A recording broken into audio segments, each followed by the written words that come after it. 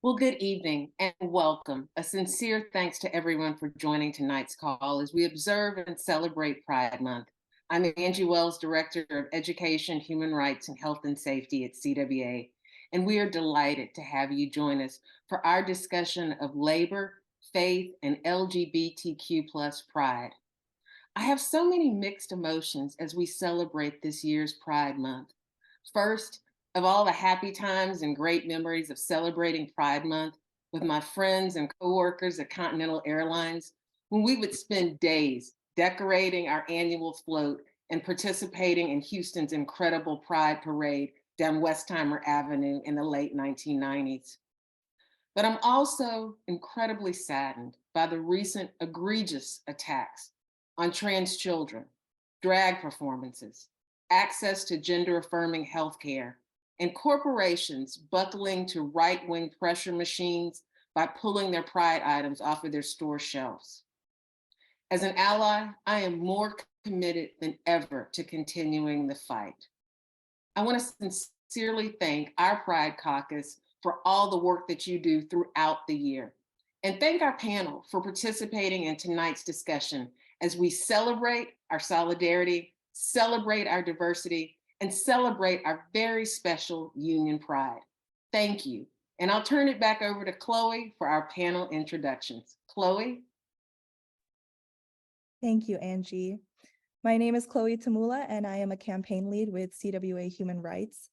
As a queer woman of color and a worker, it's evident to me that the fight for human rights is not only intersectional, but spans across movements. Today, in celebration of Pride Month, we have the honor of holding a discussion on the intersections of labor, faith, and LGBTQ plus movements. How can these movements help each other to achieve human rights, particularly for the LGBTQ plus community? We are joined by experienced panelists from each of these fields, and I now have the honor of introducing them to you. First, we have Erdem Onder, they, he, representing the CWA Pride Caucus. Erdem Onder got their first union job through San Diego Local 9509 in May 2016. They would go on to start as a union steward in January 2017. After attending a mobilizer training in Chicago in preparation for 2017 bargaining, Erdem mobilized workers to build power for a fair contract for 11 months, including a 3-day strike. Realizing the way to a bright future for labor was not business unionism, but social justice unionism, they would go on to build, along with other queer unionists, the San Diego chapter of Pride at Work as its first president. They continue to stay involved with their union through the CWA Pride Caucus. Next, we have Brittany Murray, she, her, hers, representing Pride at Work.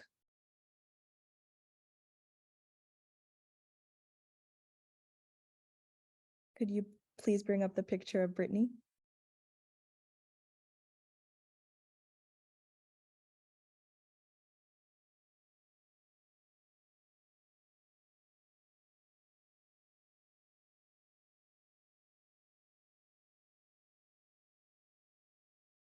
Okay. When you can, please show the picture of Brittany, but Brittany Murray is co-president of Pride at Work.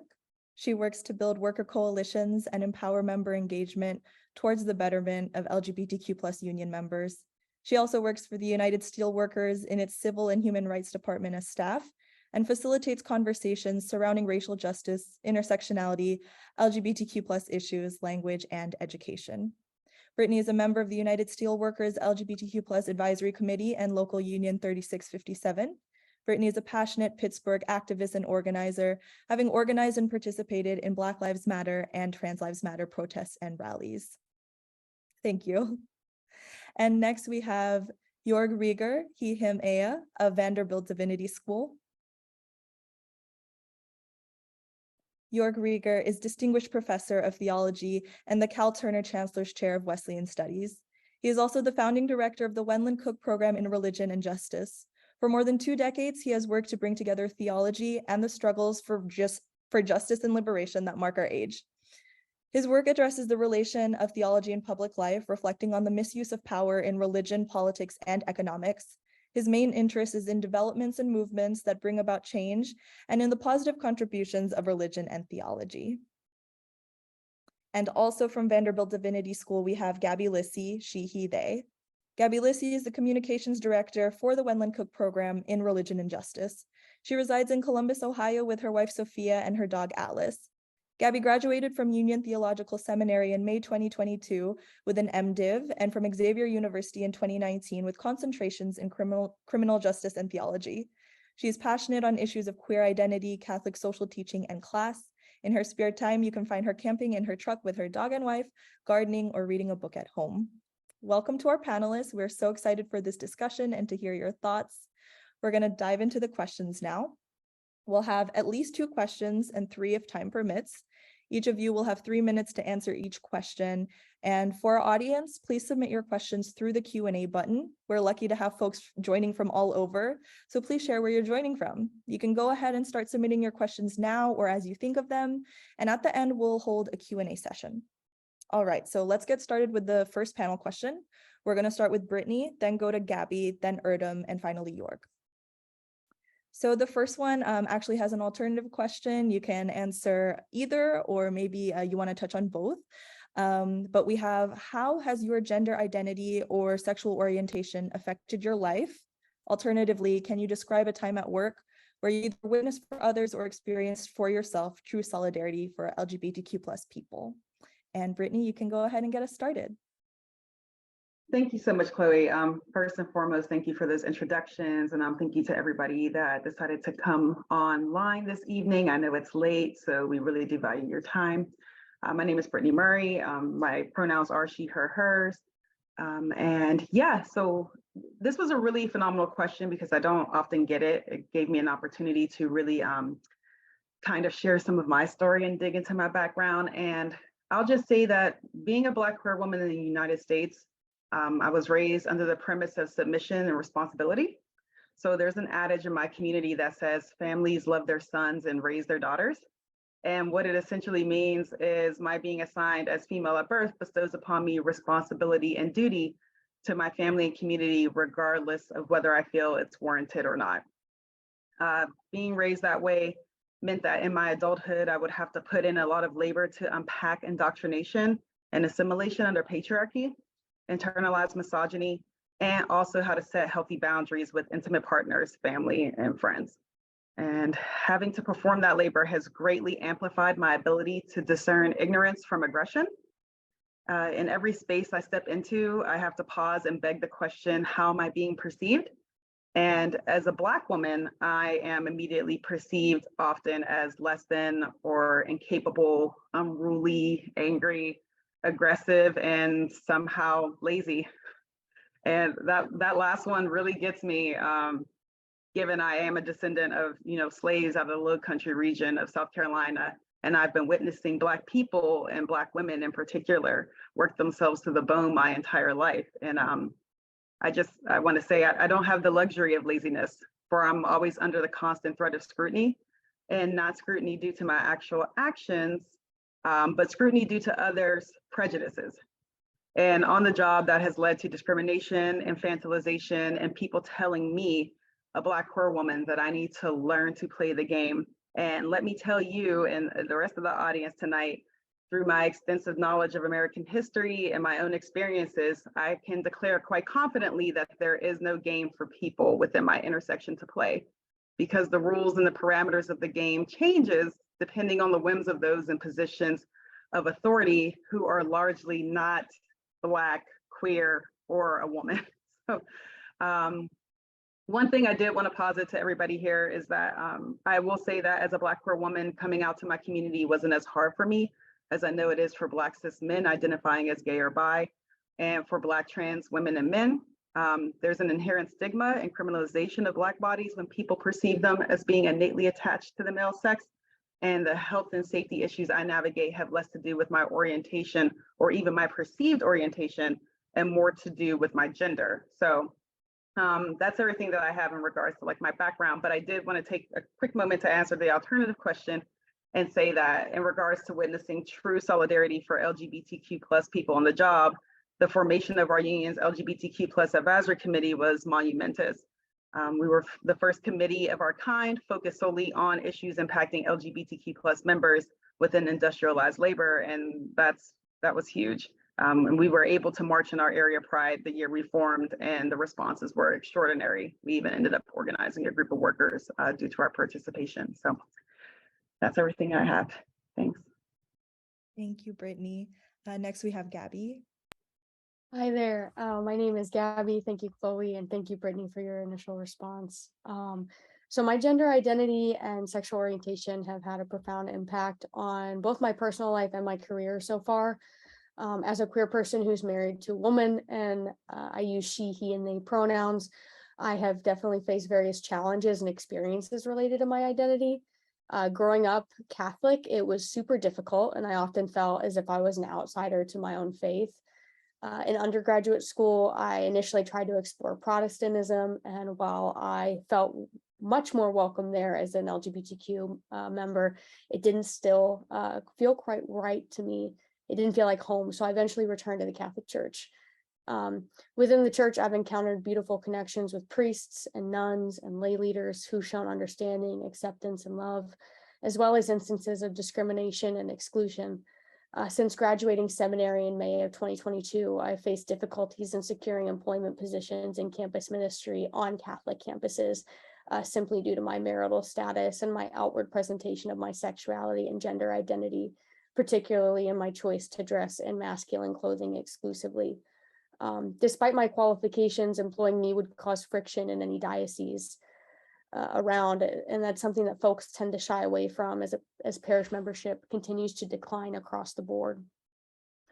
I'm located in Columbus, Ohio. I grew up here. I love it here. We recently received a new bishop who immediately took swift action to close down our city's only outward LGBTQ affirming parish. It was actually his first action he took once he became bishop. Despite these obstacles, my Catholic faith remains a vital part of my identity. It's something that I'm fiercely proud of, alongside being proud of my queer identities.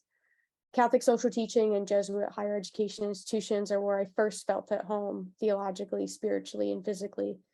However, as I'm no longer a student in one, they seem less inclined to make room for me at the table. I hold on to hope that one day the efforts and contributions of LGBTQ plus individuals like myself will fully be recognized and integrated into church doctrine. I'm committed to staying in the Catholic Church and working towards that vision.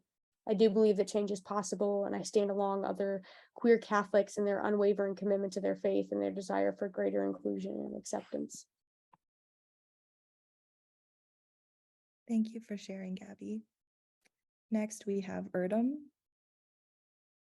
Hi, everybody.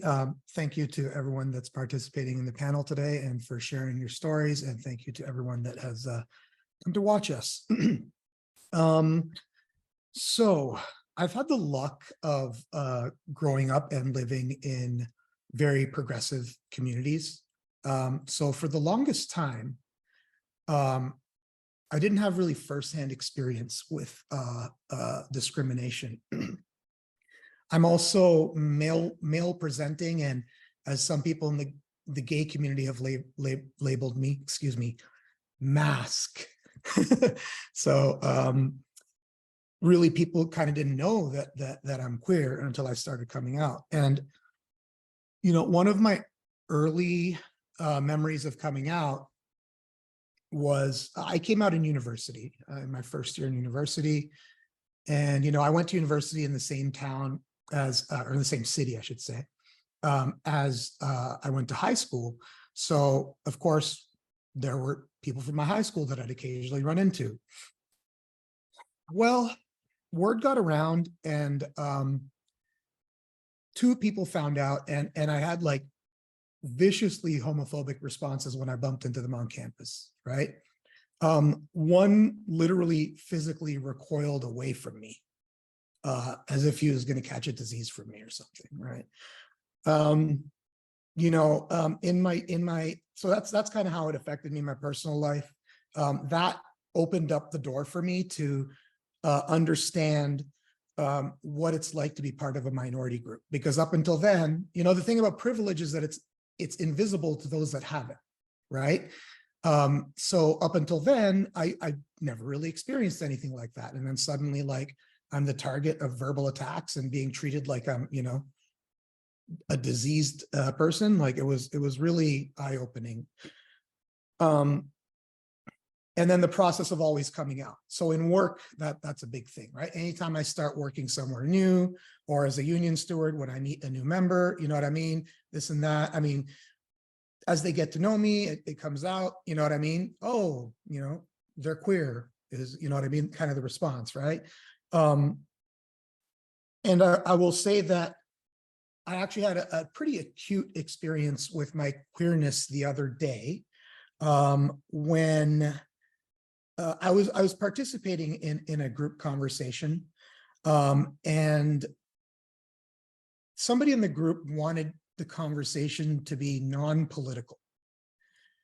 And so I had to kind of step in and educate in that moment and say, hey, you know, when you're a member of a minority, every conversation except the very, very most basic conversations is political. Anyways, that's how it's affected my life. And thank you for hearing me out. Thank you, Erdem. And now we have York.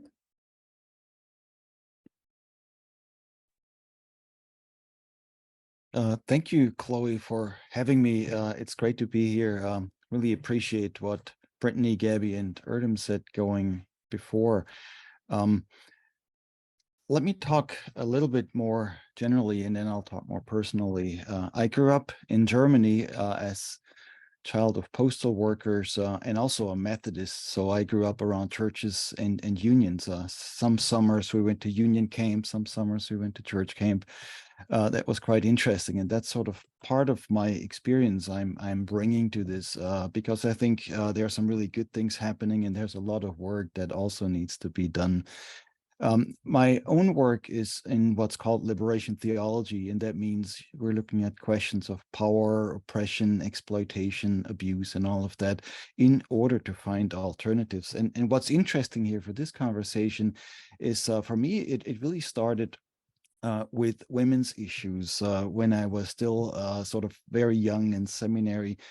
Started with an observation of how women were treated in church, and as you can imagine, in the 70s and 80s in Germany, that was not that great. And so out of that, really, for me, came a total rethinking of what is church, what is faith, what difference does all of it make?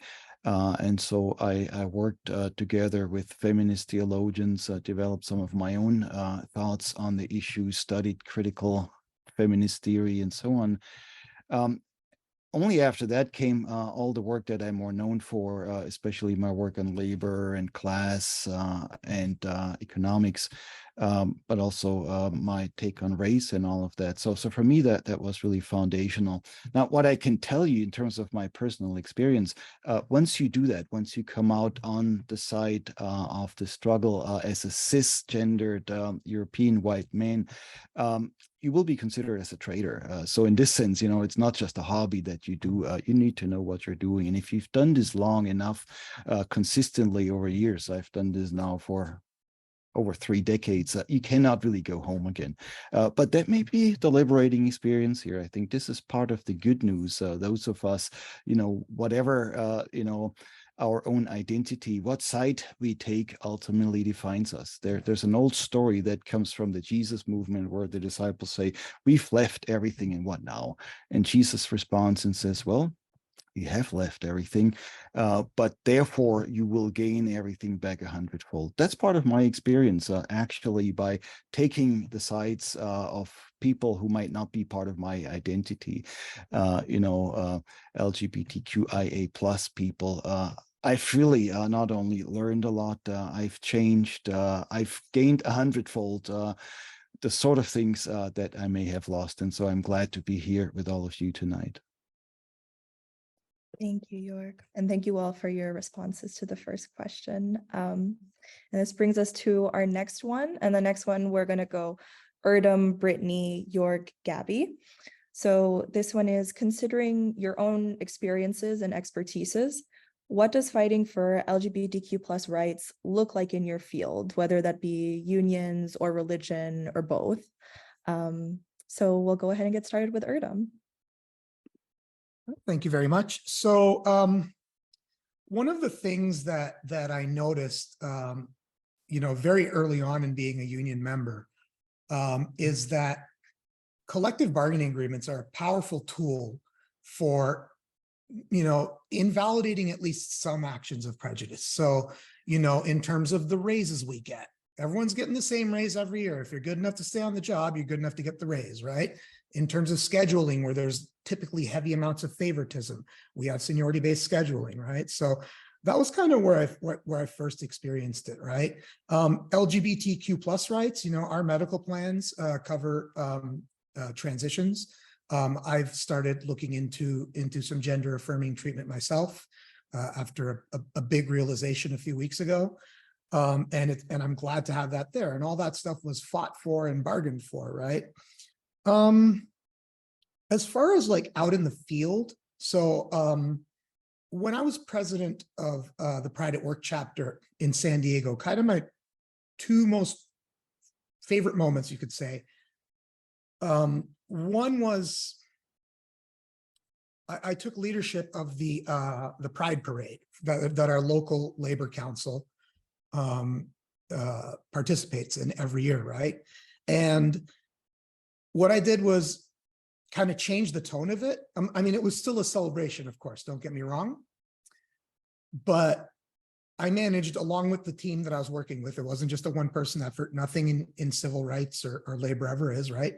To turn that into an organizing exercise. So that was really exciting to kind of see. And we gave out these fans, and and we had three versions: one for trans people, one for immigrants, and one for Black people, right? Different kind of things that hit different populations. So like, for example, the trans thing said, do you want gender affirming healthcare? Unionize. And then on the back was a call to action to reach out to a local union, right? And then more kind of along the lines of trying to level the playing field. Before COVID hit, we started planning for and had to suspend a union queer job fair. So basically, we were connecting with organizations across the queer community, realizing that queer people are likelier to have financial struggles. Racialized queer people are likelier to have even more financial struggles, and recognizing that we as an organization could play a role. And I'm kind of excited to get back to that. I'm no longer the president, but it's definitely something I'm hoping to see happen soon in San Diego. Yeah, that's what I have for question 2. Thank you, Erdem. We have Brittany next. Okay, thank you so much for this question. It was another riveting one. I really sat in introspection and really thought on it, because I actually found that I had a lot to say about it. But fighting for LGBTQ plus rights in my union and my position as co-president of Pride at Work looks like intersectionality. Our issues are not separate from everything else our community members have to navigate, because we are queer and trans and gender nonconforming and asexual and. So having to fight for our most basic human rights to live out our identities and orientations authentically means we are consistently fighting one battle and having limited energy to fight the others. And all of these issues share parallels because oppression and supremacy aren't very inventive. Every marginalized group has had to suffer the ire, confusion, and oppressive tactics of the dominant culture in this country. And witnessing it, and again, having extensive knowledge of American history, means I know how to actively listen to those more marginalized than I am, and how to form partnerships to fight to guarantee folks' basic needs so that we can set aside our differences and move as a united front in building a truly expanded and inclusive movement. Because frankly, we cannot continue to cherry pick the issues. We are all impacted by legislation that seeks to eradicate trans youth and adults, and nothing is separating us, in my opinion, except the faux hierarchy of oppression promulgated by wealth and the lack of resources and education. So fighting for our rights for me looks like fighting for all of us, living our lives under runaway capitalism and global chain economies. And to this effort, I've always looked at it from a position of we coalition build and focus on the human rights issues that are most prevalent for our community members, such as labor, housing, medical access, and education. It's really hard to ask anyone to galvanize behind an issue, even the ones that impact them, if they can't afford to house, feed, or clothe themselves. So one great thing about labor is that typically, if you have a good union contract, a lot of the other pieces can start to fall into place. With a good union contract, members should have expanded healthcare benefits, enough wages to keep a roof over their heads, and a work-life balance to further their education. And I say should because I'm in labor and I know that not all things are perfect, not all contracts are perfect, and every time we come back to the table, we are there to make it better for everyone. We have to expand what's already set and what the precedence is within that language in order for us to get things done for everybody. And that's why we at Pride at Work have formed our initiative with the New York City LGBTQ plus Council to help LGBTQ plus community members get jobs in the trades, unions, and other area nonprofits. And we are forever grateful to the New York City LGBTQ plus Council for their support and for collaborating with us to embark on this journey and to find out what the barriers are for LGBTQ plus members entering into our organized industries and fields, because yet again, we can see how our community's intersections can make coming into this work more prohibitive as they navigate not only their orientation and gender, but sexism, racism, immigration status, and differing abilities. And to that end, doing this work looks like, for me, recognizing my privileges and making the choice to be brave and use those privileges to create space for those more marginalized than me, follow their lead, or at times just simply get out of their way. And that's all I got. Sorry, I went over my time. Thank you, Brittany. We have York next. I really agree that this is a matter of intersectionality. So if you think about, what ties us all together, right? It's not just class, it's not just gender, sexuality, it's not just race, ethnicity, and so on. But these things have to be worked out together. So I want to start by sort of comparing how people think about what's happening in religion, faith communities, and what's happening in unions. The feminist philosopher Nancy Fraser has talked about the difference between what she calls the struggle for recognition and the struggle for redistribution. And you might think about maybe faith communities are all about struggle for recognition, right? Right now in my own United Methodist Church, it's a big struggle. What do we do with queer people? And a lot of people say we have to recognize that. That's sort of a majority voice now, which I think is great, which is really important. But oftentimes it looks like the struggle for recognition sort of doesn't care about the struggle for redistribution. But what Erdem said, of course, earlier is that queer people face deep economic challenges, and especially racialized queer people even more so. And so it's not just a matter of recognition, it's really a matter of distribution as well. And I think that's something that would be really important for faith communities to deal with, not just I hear you, I see you, but I stand with you, we're fighting together. And as Brittany said, there's this runaway global capitalist machine. This is why my recent book is titled Theology in the Capitalocene. This is a time when everything is really shaped by big money. Theology in the Capitalocene is talking about what really ultimately kills us all.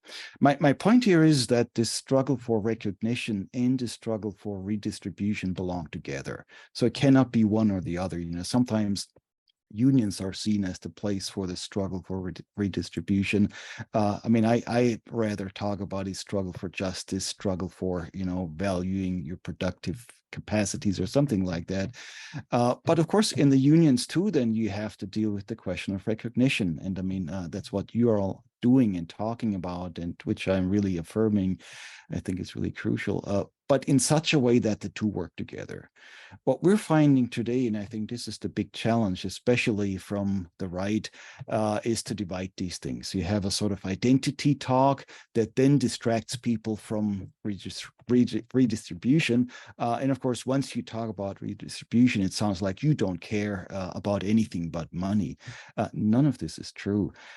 Chloe actually was a student of mine in a course, Theology, Economics, and Labor, where we talked about labor and class and the economy. In a course like that, we're usually suspected of not caring about gender and race. The opposite is the truth. I think one can really fight along the lines of gender and race much more strongly if we figure out our solidarity. But I'll say more about that later. Just for now, the struggle for recognition and the struggle for redistribution always need to be together. And I think this is what we're trying to figure out. Thanks. Thank you, York. And now we have Gabby. Thank you. Thank you. On a daily basis, I feel like this fight involves combating both microaggressions and macroaggressions.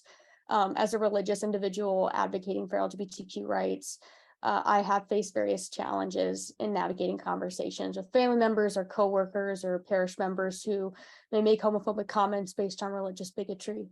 It often requires setting boundaries and engaging in difficult conversations aimed at just merely humanizing us and emphasizing our inherent worth and dignity.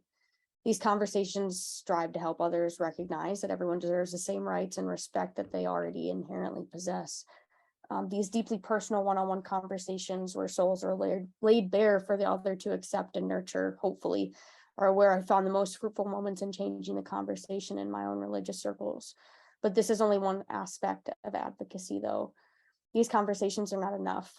We must fight against the capitalist machine that seeks to divide us into various identities that only serves to distract, separate, and divide us from rising up together, unified in our differences to combat neoliberal capitalism. Participating in collective actions is another important aspect of fighting for our rights, including signing petitions, attending events, building communal aid networks, which contributes to the broader movement for change and equality. Combating internalized homophobia, both within myself and within my own community, is crucial. It involves confronting and challenging the biases and prejudices that may have been internalized over time. From my own faith perspective, writing letters to Catholic priests and nuns and lay leaders who advocate for LGBTQ inclusion as a way to express support and hope for a more accepting stance within the church.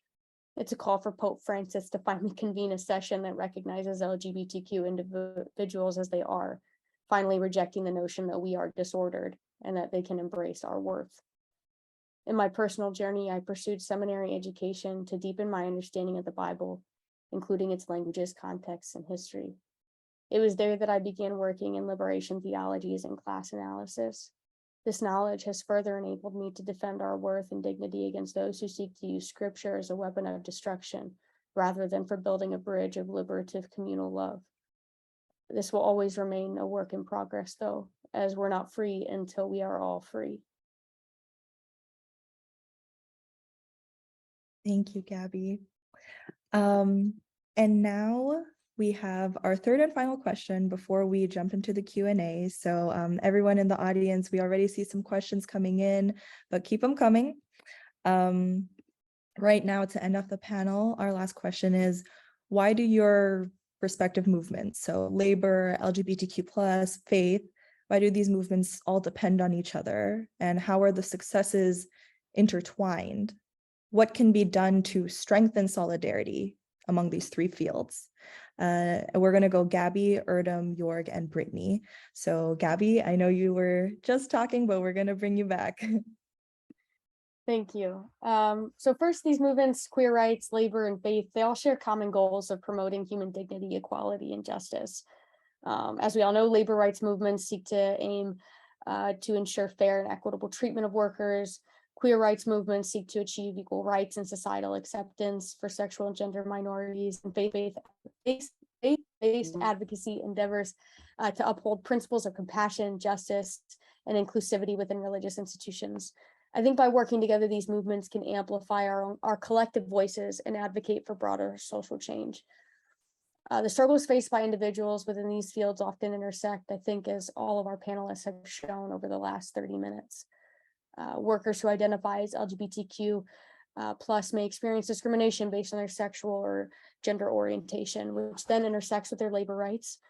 Individuals within religious communities can encounter challenges in reconciling their faith with their sexual orientation or gender identity. I think recognizing these intersections and supporting each other's struggles is vital for achieving comprehensive social progress. To strengthen solidarity among these three fields, several actions could be taken. Education and awareness is one, intersectional advocacy, collaboration and coalition building, I think, which this panel is a good start for. allyship and support, and platform sharing.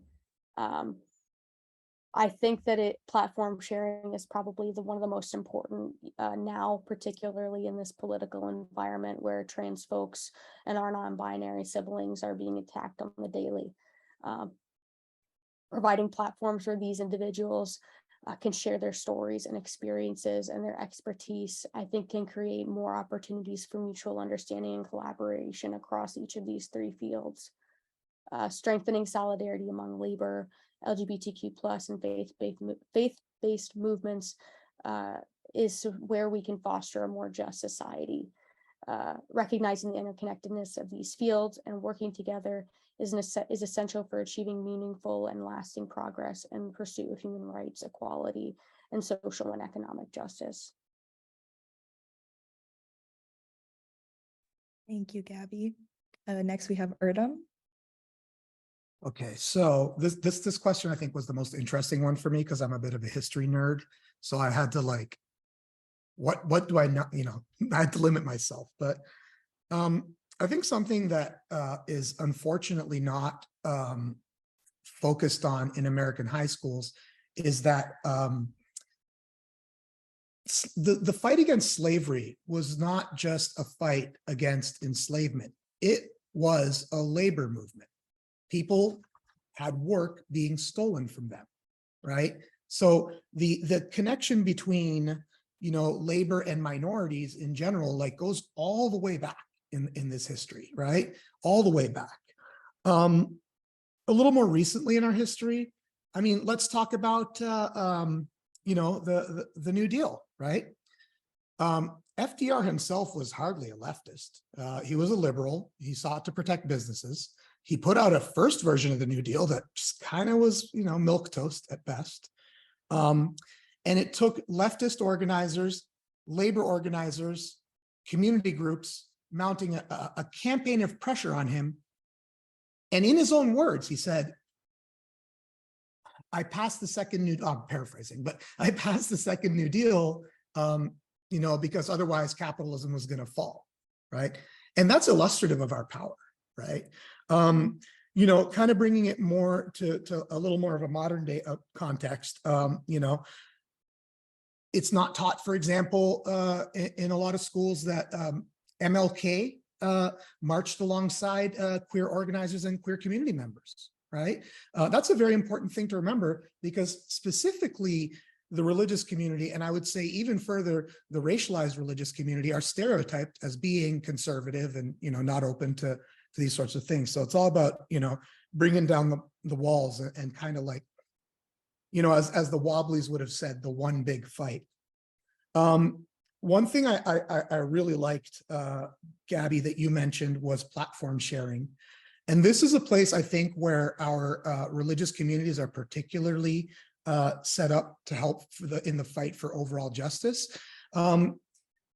Religious communities are institutionally one of the most interlaced with their local communities, of any kind of an institution you could look at, right? Religious communities have within their regular practices volunteering, going out and, feeding the poor, et cetera, et cetera, et cetera. They have the practice nailed down, right?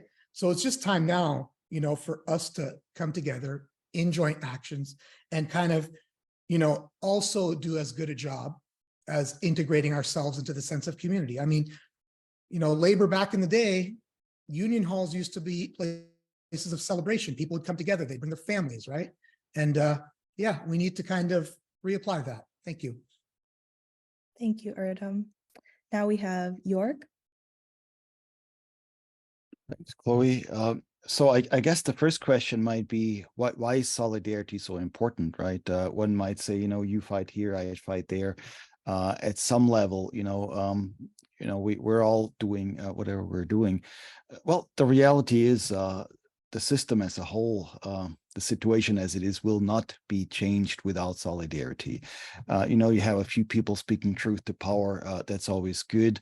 But in the end, without solidarity, the foundations will not shake. And I think this is sort of the first thing to keep in mind.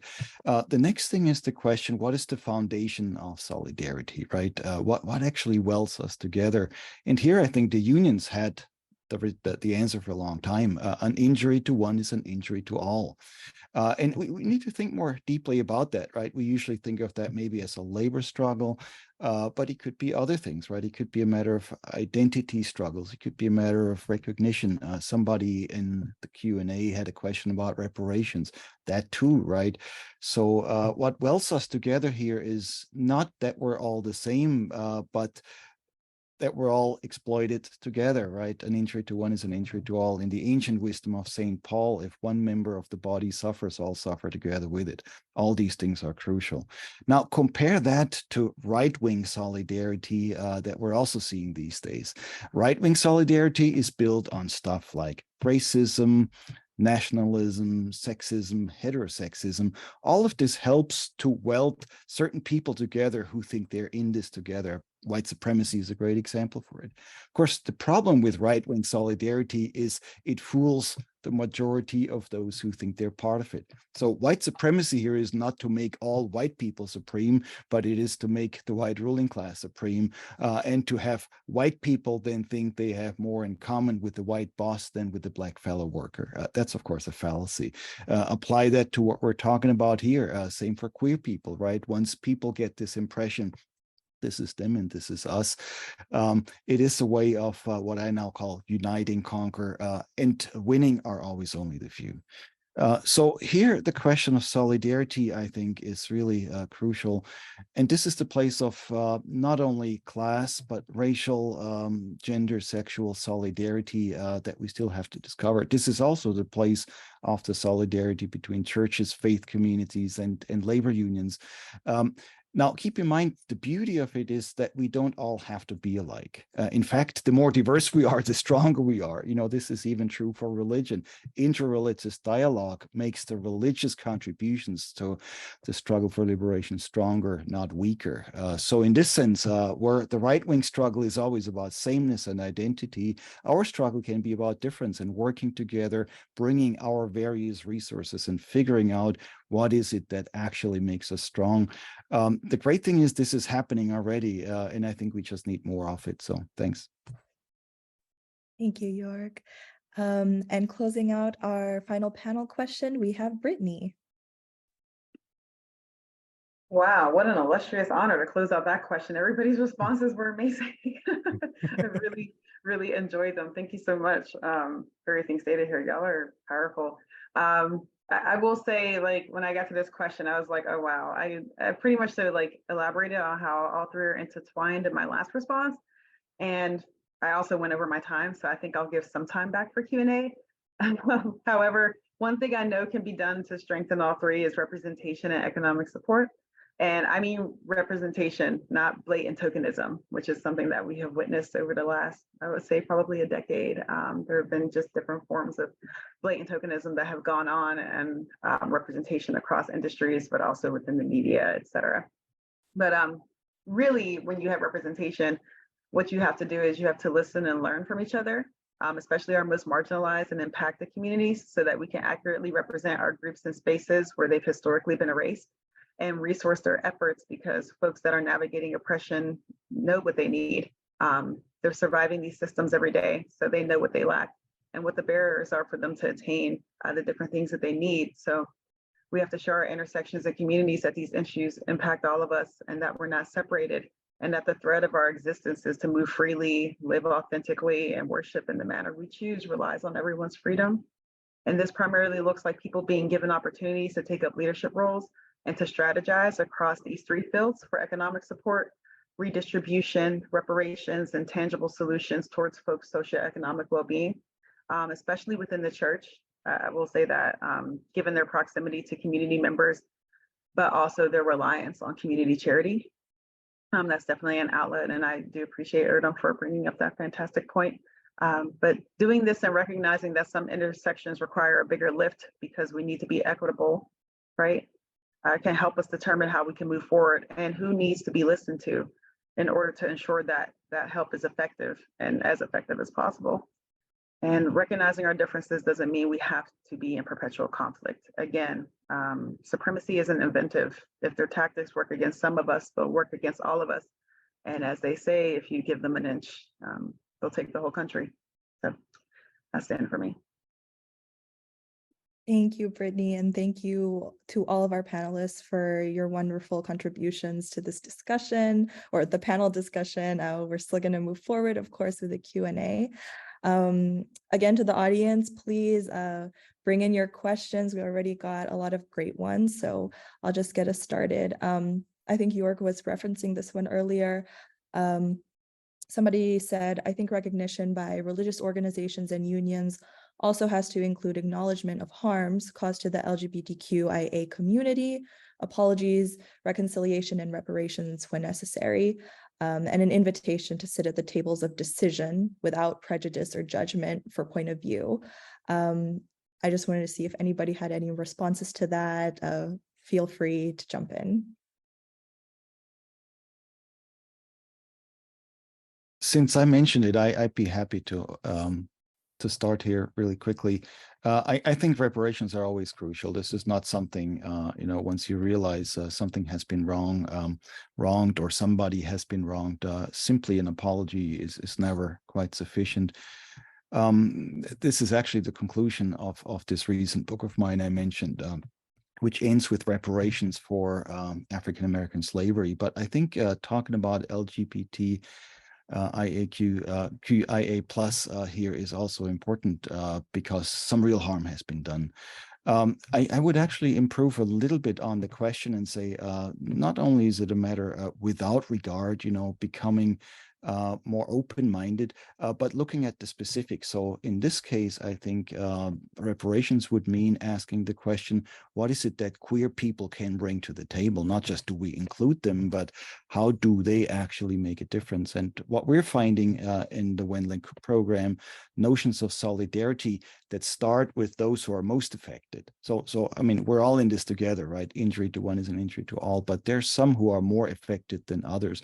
That's where it has to start. That's part of the reparation, to really, listen, pay attention, and, to bring back some agency. That is ultimately beneficial not only for those who have been most affected, but that will then come through the organization and everybody else will pick up some agency from that as well.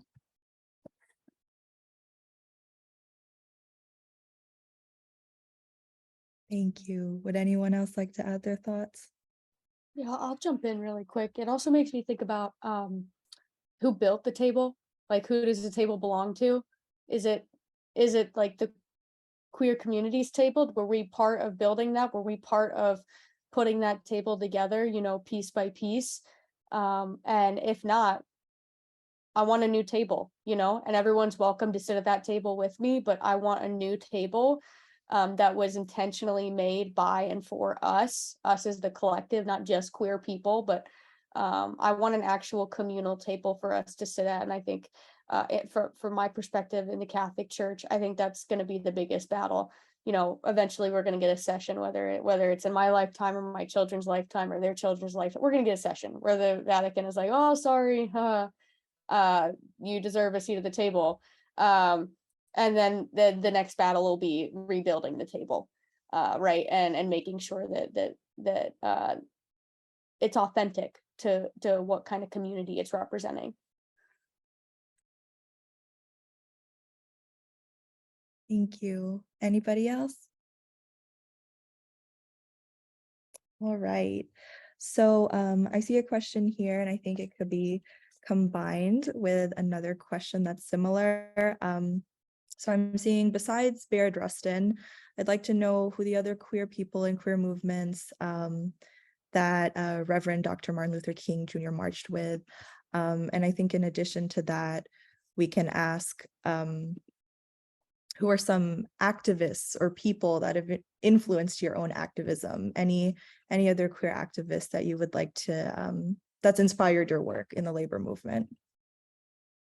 I'll go ahead and start that one off, since I was the one that brought up the the MLK marching with queer community people first. That's a fact that has been in my mind from one of my labor history classes. I don't have an answer for who else from the queer community marched. I apologize for that, though. I am going to look into it because I'd love to know. So there's an author, his name is Chris Hedges, who has done some incredible work on matters of discrimination, global hegemony, and kind of how all these terrible things that we see in the world really interact. And what I love about his history is that so he graduated from seminary school, came from a religious family. His father was a pastor, and his uncle was gay and came out of the closet, right? And the whole family excluded the uncle except for Chris, which is an early indication of like the kind of person that he was and what he valued, or that he is. Sorry, Chris Hedges is still alive, and what he values. He went on to. He was the bureau chief in the Middle East for the New York Times, and when the New York Times wanted him to publish kind of a sanitized view, some might call it a lie about what was going on in the Middle East, he quit on the spot. He gave up his job, right? Now he teaches in prisons. He teaches university classes in prisons. And I think what's interesting about Chris's story is that he experienced basically nothing but privilege in his life, right? But he's an example of somebody who was observant of the conditions that were around him and said, hey, this is not right, and took action. So I find him really inspiring, and a brilliant writer. And I even have a couple of autographed books by him. Thank you, Erdem. Anybody else want to talk on who has inspired them to do this work? I'll take a brief moment to any opportunity I get. I always give a shout out to my own grandmother for being my inspiration for doing this work. She was a civil rights activist and organizer across the South during the late 50s into the 1960s in Alabama, Mississippi, and Georgia. And I sit on some really, really mighty shoulders of a person that, regardless of my ignorance or even her own, of which she was more than glad to acknowledge at any given time, and would actively listen to people to better come to understand their predicaments or their circumstances, or now as she knows their intersections, because she learned that from her granddaughter. But there was this sense of duty. I mentioned that in the beginning. I was socialized into that, just based off of my gender. But what I got from her was legitimate duty to my community, to my other siblings, to my family members, and to the broader community, because there was a recognition that solidarity was the only way we were going to make it through. I came from a union household. I grew up ATU with some family members in the USW. And I saw solidarity every day amongst the different union members that lived on my street and in my community. And I saw them rally behind each other in times of conflict on the job, but also in outside circumstances with other community members or other familial issues. And I realized I didn't really want to exist in a world where that wasn't expanded to everybody. So that's a person that absolutely influenced me. And again, I give any opportunity to give her a shout out because I love her. Thank you, Brittany, and thank you to everyone. We had a lot of really wonderful questions come in from the audience, but for the sake of time, we do want to respect everyone's time. So we're going to go ahead and close the Q&A session now, but I wanted to say thank you to all the panelists for your answers and all the audience members for participating and asking your questions. This has been a really wonderful discussion, and I would now like to pass it off to Reginald Small, Chair of the CWA National Civil Rights and Equity Committee, for closing remarks. Thank you, Chloe. Good evening, everyone. I am Reginald Small, CWA National Civil Rights and Equity Chairperson. I'm also the Secretary of CWA Local 6215 in Dallas, Texas, located of course, in the great state of Texas. How great can it be? Greetings to each one of you. On behalf of the National CWA Human Rights Department, Committee on Civil Rights and Equity, and the Women's Committee, I would like to thank each of our panelists, Brittany, Erdem, Gabby, and Orig, for accepting our invitation tonight. You brought such honest conversation and gave each of us a perspective that we hadn't perhaps considered. We are very, very grateful. I would also like to thank each and every participant that delayed dinner in order to celebrate Pride with us. It makes me proud, so very proud, to be a part of such a union that understands that diversity and solidarity are first cousins that make up a family called unity. It is because of these educational moments that are spotlighted by our Human Rights Department that we can grow as individuals and collectively as a union. Many thanks to each one of you again.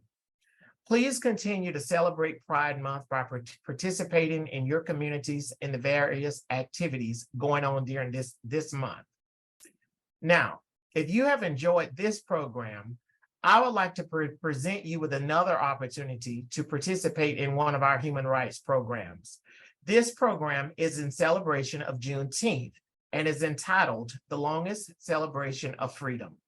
It will take place on Juneteenth. And for you all who don't know when Juneteenth is, it is on June 19th.